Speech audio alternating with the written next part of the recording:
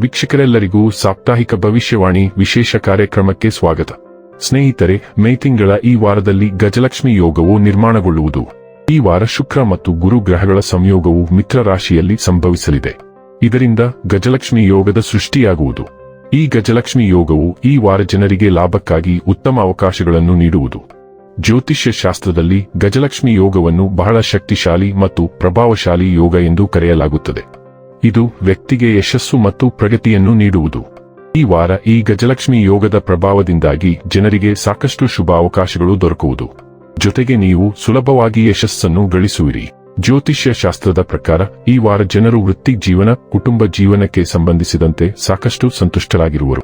ಮೇ 18 ರಿಂದ ಮೇ 24ರವರೆಗಿನ ವೃಷಭ ರಾಶಿಯವರ ಭವಿಷ್ಯವನ್ನು ತಿಳಿದುಕೊಳ್ಳೋಣ.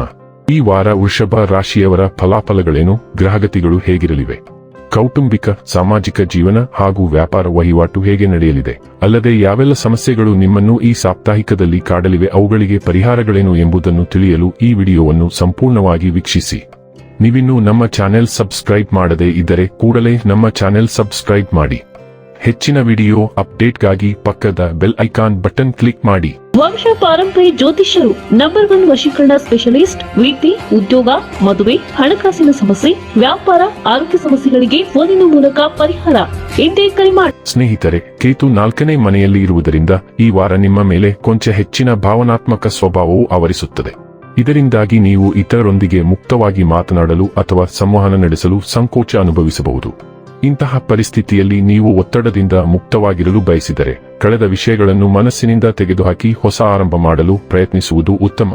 ಬೃಹಸ್ಪತಿ 2ನೇ ಮನೆಯಲ್ಲಿ ಇರುವುದರಿಂದ ಈ ವಾರದ ಆರಂಭವು ಆರ್ಥಿಕ ವಿಷಯಗಳಲ್ಲಿ ನಿಮಗೆ ಉತ್ತಮವಾಗಿದ್ದರೂ ವಾರದ ಕೊನೆಯಲ್ಲಿ ಯಾವುದೋ ಕಾರಣದಿಂದ ನಿಮ್ಮ ಹಣ ಖರ್ಚಾಗಬಹುದು. ಇದರಿಂದ ನೀವು ಚಿಂತೆಗೀಡಾಗುವಿರಿ. ಆದ್ದರಿಂದ ಆರಂಭದಿಂದ ಅಂತ್ಯದವರೆಗೆ ಸರಿಯಾದ ತಂತ್ರದ ಪ್ರಕಾರವೇ ನಿಮ್ಮ ಹಣವನ್ನು ಖರ್ಚು ಮಾಡಿ. ಈ ವಾರ ನಿಮ್ಮ ತಂದೆ ಅಥವಾ ದೊಡ್ಡಣ್ಣನೊಂದಿಗೆ ಉತ್ತಮ ಸಂಬಂಧ ಸ್ಥಾಪಿಸಲು ನಿಮಗೆ ಅನೇಕ ಅವಕಾಶಗಳು ಸಿಗುವ ಸಾಧ್ಯತೆ ಇದೆ. ಈ ಸಮಯದಲ್ಲಿ ನೀವು ಅವರನ್ನು ಗೌರವಿಸುವುದು ಮತ್ತು ಅವರ ಮಾತು ಹಾಗೂ ಸಲಹೆಗಳಿಗೆ ಸೂಕ್ತ ಮಹತ್ವ ನೀಡುವ ಮೂಲಕ ಮನೆ ಪರಿಸ್ಥಿತಿಯನ್ನು ಸುಧಾರಿಸುವುದು ಮುಖ್ಯವಾಗಿದೆ. ಈ ವಾರ ನಿಮ್ಮ ಭಾವನೆಗಳನ್ನು ನಿಯಂತ್ರಣದಲ್ಲಿಟ್ಟುಕೊಳ್ಳಲು ವಿಶೇಷವಾಗಿ ಸಲಹೆ ನೀಡಲಾಗುತ್ತದೆ. ಏಕೆಂದರೆ ಈ ವಾರ ನಿಮ್ಮಲ್ಲಿ ಐಷಾರಾಮಿ ಆಸೆಗಳು ಹೆಚ್ಚಾಗುವ ಸಂಭವವಿದೆ. ಇದರಿಂದಾಗಿ ನಿಮ್ಮ ವೃತ್ತಿ ಜೀವನದ ಬಗ್ಗೆ ನೀವು ಸ್ವಲ್ಪ ಅಜಾಗರೂಕರಾಗಿ ಕಾಣುವಿರಿ. ಅನೇಕ ವಿದ್ಯಾರ್ಥಿಗಳು ಇತರ ವಿದ್ಯಾರ್ಥಿಗಳ ಉಪಕರಣಗಳನ್ನು ನೋಡಿ ತಮ್ಮ ಬಳಿ ಅವುಗಳ ಕೊರತೆಯನ್ನು ಅನುಭವಿಸಬಹುದು. ಇದರಿಂದಾಗಿ ಅವರು ಈ ವಾರ ತಮ್ಮ ಮನೆಯವರಲ್ಲಿ ಹೊಸ ಸ್ಮಾರ್ಟ್ಫೋನ್ ಅಥವಾ ಲ್ಯಾಪ್ಟಾಪ್ಗಾಗಿ ಬೇಡಿಕೆ ಇಡಬಹುದು. ಆದರೆ ನಿಮ್ಮ ಪೋಷಕರು ಈಗಾಗಲೇ ರಕ್ತವನ್ನು ಬೆವರಿಸಿ ನಿಮಗೆ ಉತ್ತಮ ಶಿಕ್ಷಣ ನೀಡುತ್ತಿದ್ದಾರೆ ಮತ್ತು ಈಗ ನಿಮ್ಮ ಈ ಬೇಡಿಕೆಯು ಅವರ ಆರ್ಥಿಕ ಬಜೆಟ್ ಅನ್ನು ಹದಗೆಡಿಸಿ ಅವರ ಮೇಲೆ ಹೆಚ್ಚುವರಿ ಹೊರೆ ಹೇರಬಹುದು ಎಂಬುದನ್ನು ಮರೆಯಬಾರದು. ವೃಷಭ ರಾಶಿಯವರಿಗೆ ಸೂರ್ಯ, ಚಂದ್ರ ಮತ್ತು ಉದಯ ರಾಶಿಯವರಿಗೆ ಮಂಗಳವು ಮೊದಲ ಮನೆಯ ಮೂಲಕ ಚಲಿಸುತ್ತಿದೆ. ಆದ್ದರಿಂದ ನಿಮ್ಮ ಶಕ್ತಿಯಲ್ಲಿ ಹಠಾತ್ ಏರಿಕೆ ಕಂಡುಬರುತ್ತದೆ. ಆದರೆ ನೀವು ನಿಮ್ಮನ್ನು ನಿಯಂತ್ರಿಸುತ್ತಿದ್ದೀರಿ ಎಂದು ಖಚಿತಪಡಿಸಿಕೊಳ್ಳಿ, ಇಲ್ಲದಿದ್ದರೆ ಕೆಲವು ಗಾಯಗಳ ಸಾಧ್ಯತೆಗಳಿವೆ. ಆದರೆ ಅವು ಗಂಭೀರವಾಗಿರುವುದಿಲ್ಲ. ನೀವು ತುಂಬಾ ದೃಢನಿಶ್ಚಯದಿಂದ ಇರುತ್ತೀರಿ. ಸ್ವಲ್ಪ ತಾಳ್ಮೆಯಿಲ್ಲದವರು ಈ ಸಮಯದಲ್ಲಿ ಜೀವನವನ್ನು ಬದಲಾಯಿಸುವ ನಿರ್ಧಾರಗಳನ್ನು ತೆಗೆದುಕೊಳ್ಳುತ್ತಾರೆ.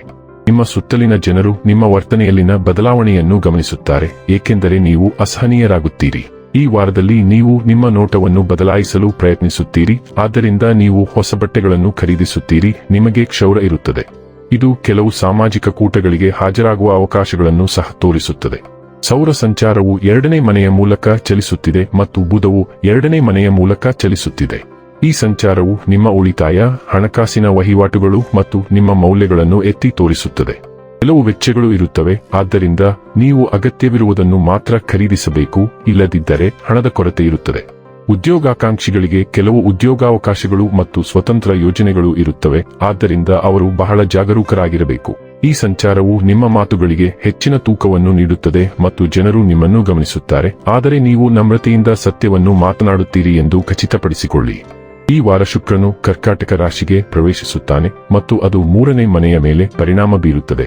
ಆದ್ದರಿಂದ ಬಹಳಷ್ಟು ಬಹುಕಾರ್ಯಗಳು ಇರುತ್ತವೆ ಮತ್ತು ಅದು ಆಸಕ್ತಿದಾಯಕವಾಗಿರುತ್ತದೆ. ಮಂಗಳ ಮತ್ತು ಸೂರ್ಯನಿಂದ ಉಂಟಾಗುವ ಕಠಿಣತೆ ಶುಕ್ರನ ಸಂಚಾರದಿಂದ ಶಾಂತವಾಗುತ್ತದೆ. ಈ ಸಂಚಾರವು ಇಮೇಲ್ಗಳು, ಸಂದೇಶಗಳು, ಆಹ್ವಾನಗಳು ಮತ್ತು ಸ್ವಾಭಾವಿಕ ಪ್ರವಾಸಗಳ ಮೂಲಕ ಸಾಕಷ್ಟು ಸಂವಹನವನ್ನು ತರುತ್ತದೆ. ಒಡಹುಟ್ಟಿದವರು, ಸ್ನೇಹಿತರು ಅಥವಾ ನಿಕಟ ಸಂಪರ್ಕಗಳೊಂದಿಗೆ ಆಹ್ಲಾದಕರ ಸಂವಹನ ಇರುತ್ತದೆ ಮತ್ತು ಅವರ ದೈನಂದಿನ ಜೀವನದ ಬಗ್ಗೆ ನೀವು ಕೆಲವು ನವೀಕರಣಗಳನ್ನು ಪಡೆಯುತ್ತೀರಿ.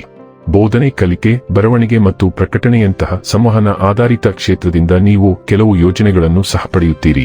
ಈ ಸಮಯದಲ್ಲಿ ತಂಡದ ಸಭೆಗಳು ಮತ್ತು ವ್ಯಾಪಾರ ಸಭೆಗಳು ಸಹ ಬರುತ್ತವೆ. ಇನ್ನು ಕೊನೆಯದಾಗಿ ಮಾಡಿಕೊಳ್ಳಬೇಕಾದ ಉಪಾಯಗಳ ಕುರಿತು ನೋಡುವುದಾದರೆ, ಓಂ ನಮೋ ನಾರಾಯಣ ಎಂದು ಪ್ರತಿದಿನ 41 ಬಾರಿ ಜಪಿಸಿ.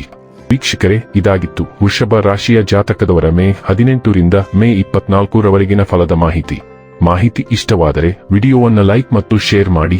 ಹಾಗೆ ಚಾನೆಲ್ ಸಬ್ಸ್ಕ್ರೈಬ್ ಮಾಡುವುದರ ಜೊತೆಗೆ ನಿರಂತರ ವಿಡಿಯೋ ಅಪ್ಡೇಟ್ಸ್ಗಳಿಗಾಗಿ ಪಕ್ಕದ ಬೆಲ್ ಐಕಾನ್ ಕ್ಲಿಕ್ ಮಾಡಿ.